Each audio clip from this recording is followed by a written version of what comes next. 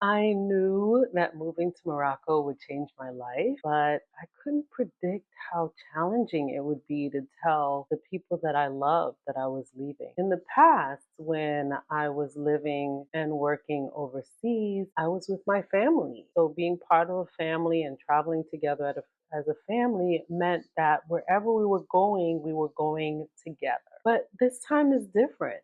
This time I'm moving to Morocco without a family. And so that means that I have to talk to my loved ones about the decision. And making a life changing decision can be really hard. What's even harder sometimes is communicating that choice to the people who you love, particularly when you know that it will significantly impact them.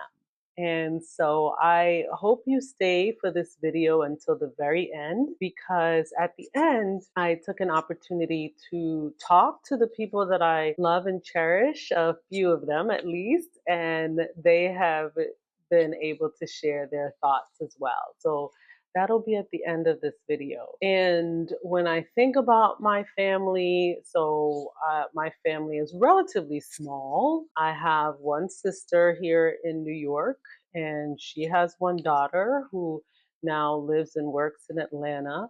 I have my own two children, and one of my children, the older one, is in college, and the other one is actually preparing for another transition, for his own transition to move out to the West Coast. So our family is pretty small but spread apart. I have a younger sister who's out on the West Coast as well. My son, who's a younger child who will be moving out to California, will be close to family there, which is really nice and makes me feel a lot better about making this big transition. Like I said, in the past, we traveled together as a family. When I lived in South Africa and Lesotho and in Egypt, our family was together. And so now, knowing that my children will be here in the US while I move to Morocco, and also making plans for when we're going to see each other, how we're going to enjoy each other's company. So, one of the things that we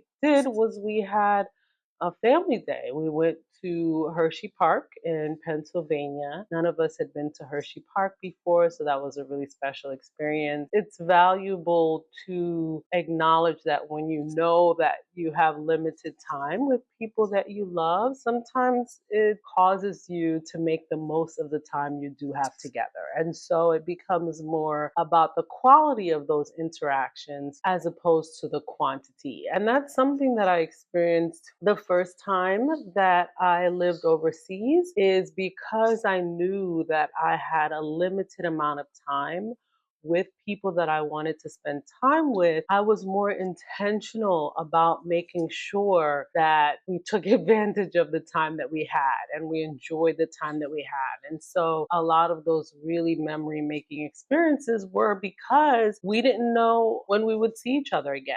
And I often think too that people were, sometimes even more responsive if they knew that, okay, this is the only opportunity we might have, then in many ways it made it easier to plan social gatherings because people knew that there was a limited time that you could engage, right? So I think sometimes people think of this as the mortality principle, right? If you know that at some point this life will end, it forces you to take action on the things that you want to have happen. And so that happens sometimes with interaction. Because people knew that our opportunity to engage with each other was limited, they were usually more responsive. Like, okay, well, let's go to the city and have a karaoke night. And maybe they would normally say, "Oh, okay, I'll do it next time." Well, there might not be a next time. And so I do think for me, being intentional around how I'm going to spend my time before leaving,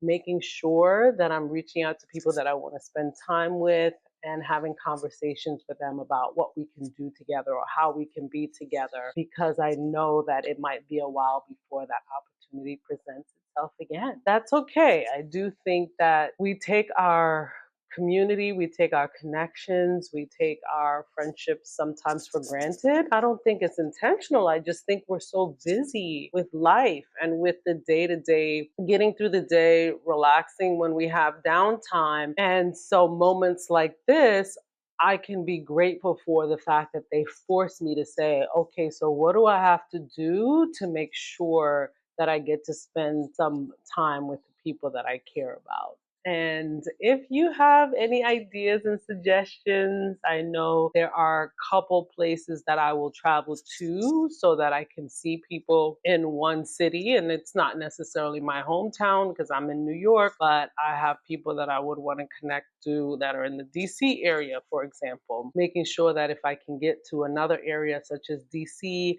and see a couple people while I'm there. And also curating experiences even in my hometown, especially when the weather is warm. It's really nice to be able to just say, hey, there's this outside concert or play. If you can come by, or, let's go and have a karaoke night. What's nice is my birthday is also in the summer as well. So that usually gives people a good reason to gather.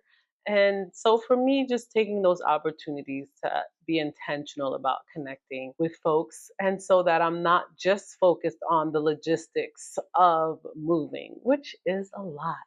And we will talk more about that in the next video. I am Klima Fergus Ayele. I'm an international school leader and CEO and founder of Round Trip Ticket Home.